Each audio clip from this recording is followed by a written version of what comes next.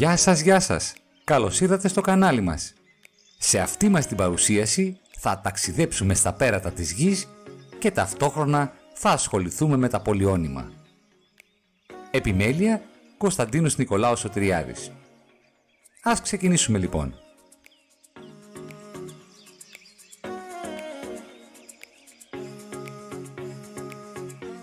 Έτσι λοιπόν, αν δύο τουλάχιστον μονώνυμα δεν είναι όμοια, τότε το άθροισμά τους δεν είναι μονώνυμο, αλλά μία αλγεβρική παράσταση που θα τη λέμε πολυώνυμο. Έτσι λοιπόν, βλέπουμε ένα πολυώνυμο που αποτελείται από τρία μονώνυμα που μεταξύ τους ενώνονται με τις πράξεις της πρόσθεσης και της αφαίρεσης. Κάθε μονώνυμο που περιέχεται σε ένα πολυώνυμο θα λέγεται όρος του πολυωνύμου. Έτσι λοιπόν, όπως βλέπουμε, το πολυώνυμό μας αποτελείται από τρεις όρους. Το 2 χ τρίτης ψ, το 3 χ τετράγωνο ψ τρίτης και το 4 χ ψ. Ειδικότερα, ένα πολυώνυμο που δεν έχει όμοιους όρους θα λέγεται διώνυμο αν έχει δύο όρους και τριώνυμο αν έχει τρεις όρους. Όπως μπορούμε να δούμε, το 2α τρίτης μείον 4β είναι ένα διώνυμο, ενώ αντίστοιχα το 3 χ τετράγωνο μείον 2 χ συν 1 είναι ένα τριώνυμο.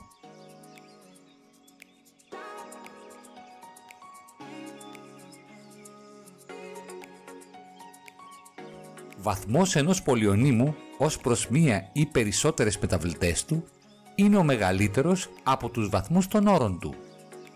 Έτσι λοιπόν, βλέποντας το παράδειγμα, το πολυώνυμο 2 χ τρίτης ψ συν 3 χ τετράγωνο ψ τετάρτης μείον 4 χ ψ είναι τρίτου βαθμού ως προς το χ, αφού είναι η μεγαλύτερη δύναμη του χ, τετάρτου βαθμού ως προς το ψ, αφού είναι η μεγαλύτερη δύναμη του ψ, και έκτου βαθμού ως προς το χ και ψ, μιας και το άθροισμα των δυνάμεων του δεύτερου όρου, δηλαδή του χ τετράγωνο και ψ τετάρτης, είναι το μεγαλύτερο και μας δίνει 6. Επίσης, δεχόμαστε ότι κάθε μονώνυμο είναι και πολυώνυμο. Έτσι, το 2 χ τρίτης ψ που είναι μονώνυμο είναι και πολυώνυμο. Συμφωνούμε ακόμη ότι κάθε αριθμός μπορεί να θεωρηθεί και ως πολυώνυμο, οπότε λέγεται σταθερό πολυώνυμο και είναι μηδενικού βαθμού. Όπως φαίνεται και στο παράδειγμα, ο αριθμός 8 είναι ένα σταθερό πολυώνυμο μηδενικού βαθμού. Ειδικότερα, ο αριθμός 0 θα λέγεται μηδενικό πολυώνυμο και δεν έχει βαθμό.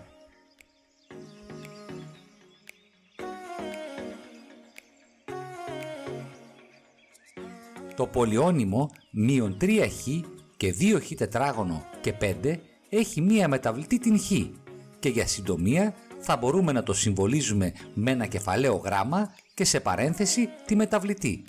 Έτσι δηλαδή μπορούμε να το συμβολήσουμε με π του χ ή q του χ ή α του χ κτλ. Το ίδιο πολυώνυμο παρατηρούμε ότι είναι δευτέρου βαθμού και μπορούμε να το γράψουμε έτσι ώστε κάθε όρος του να είναι μεγαλύτερου βαθμού από τον επόμενό του.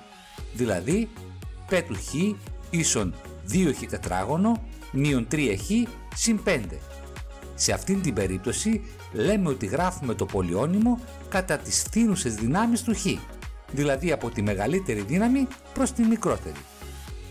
Επίσης, για να βρούμε την αριθμητική τιμή του πολυωνύμου π του χ 2χ τετράγωνο μείον 3χ και 5, για χ ίσον 5 θα το συμβολίζουμε με π του 5 και υπολογίζεται αντικαθιστώντας όπου χ τον αριθμό 5. Έτσι λοιπόν έχουμε π του 5 ίσον 2 επί 5 στο τετράγωνο μείον 3 επί 5 συν 5 που μας κάνει 50 μείον 15 συν 5 που τελικώς μας δίνει το αποτέλεσμα 40. Ακόμη, δύο πολυώνυμα θα είναι ίσα όταν έχουν όρους ίσα μονώνυμα. Βλέποντας λοιπόν το παράδειγμα, τα δύο πολυώνυμα είναι ίσα γιατί αποτελούνται από ίσα μονώνυμα.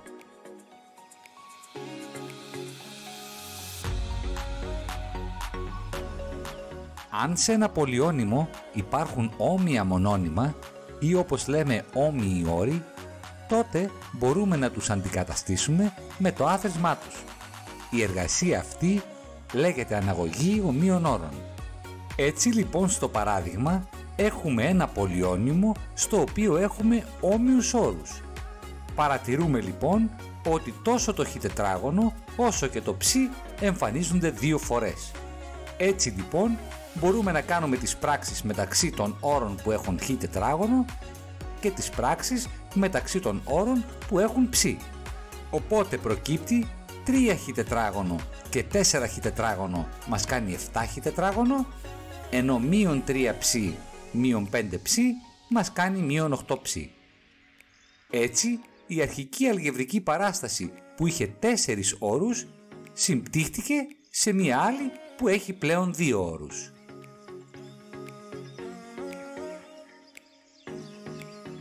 Ας περάσουμε λοιπόν να δούμε πώς προσθέτουμε και αφαιρούμε πολυώνυμα. Έτσι λοιπόν μπορούμε να προσθέσουμε ή να αφαιρέσουμε πολυώνυμα χρησιμοποιώντας τις γνωστές ιδιότητες των πραγματικών αριθμών. Βλέποντας το πρώτο παράδειγμα, θέλουμε να προσθέσουμε το πολυώνυμο α του χ με το πολυώνυμο β του χ. Γράφουμε αρχικά τα δύο πολυώνυμα σε παρενθέσεις και τα ενώνουμε με το σύμβολο της πρόσθεσης. Στη συνέχεια απαλήφουμε τις παρενθέσεις με το σκεπτικό ότι όταν μπροστά από την παρένθεση υπάρχει το πρόσημο συν, τότε γράφουμε τους όρους του πολυωνύμου με το ίδιο πρόσημο. Στην συνέχεια κάνουμε αναγωγή ομοίων όρων, δηλαδή προσθέτουμε ή αφαιρούμε τους όμοιους όρους των πολυωνύμων. Έτσι λοιπόν το 3χ προστίθεται με το 2χ και μας δίνει 5χ, το μείον 2χ τετράγωνο με το μείον χ τετράγωνο που μας δίνει μείον 3χ τετράγωνο, το μείον 7χ με το συν χ που μας δίνει μείον 6χ, ενώ ο σταθερός όρος μείον 5 παραμένει ο ίδιος. Στην περίπτωση της αφαίρεσης, αν θέλουμε να αφαιρέσουμε δύο πολυώνυμα αχ μείον βχ, γράφουμε αρχικά τα δύο πολυώνυμα σε παρενθέσεις και τα ενώνουμε με το σύμβολο της αφαίρεσης. Στην συνέχεια απαλήφουμε τις παρενθέσεις.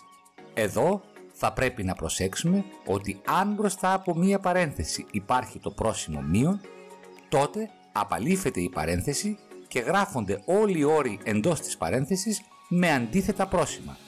Αν παρατηρήσουμε, το 2χ έγινε μείον 2χ, το μείον χ τετράγωνο έγινε συν χ τετράγωνο, ενώ το συν χ έγινε μείον χ. Τέλος, κάνουμε αναγωγή ομοίων όρων, δηλαδή προσθέτουμε ή αφαιρούμε τους όμοιους όρους των πολυωνύμων.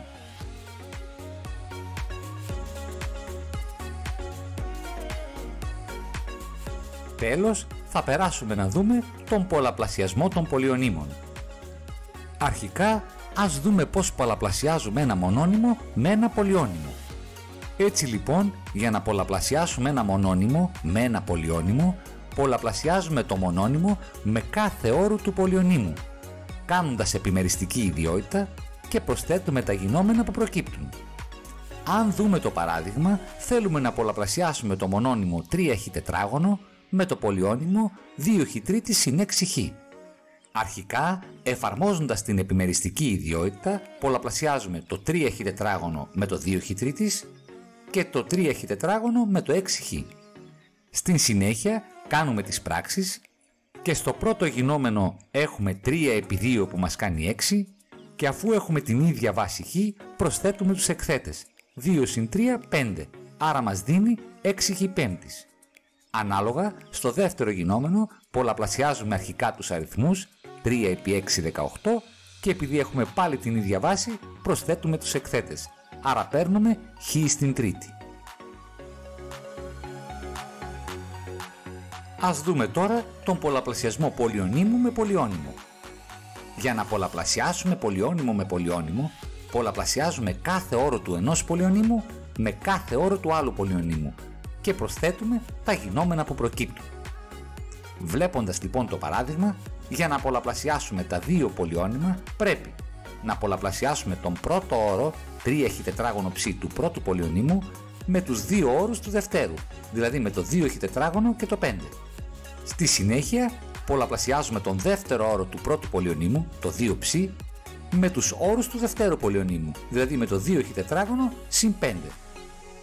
Στα γινόμενα που προκύπτουν, κάνουμε τις πράξεις πολλαπλασιάζοντας αριθμούς με αριθμούς και αγνώστους με αγνώστους, εφαρμόζοντας τις κατάλληλες ιδιότητες των δυνάμεων.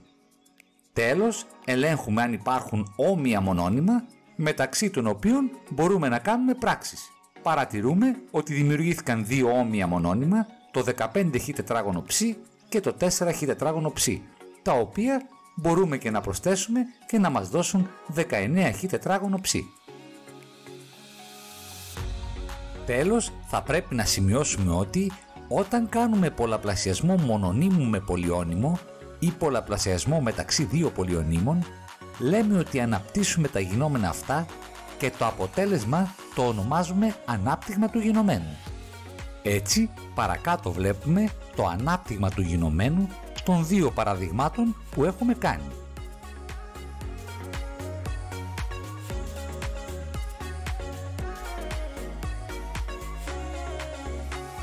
Σε αυτό το σημείο η παρουσίασή μας τελείωσε. Ελπίζω να κατανοήσατε αυτά που είπαμε και να περάσατε ευχάριστα. Εύχομαι να τα ξαναπούμε σύντομα. Να περνάτε πάντα καλά. Γεια σας!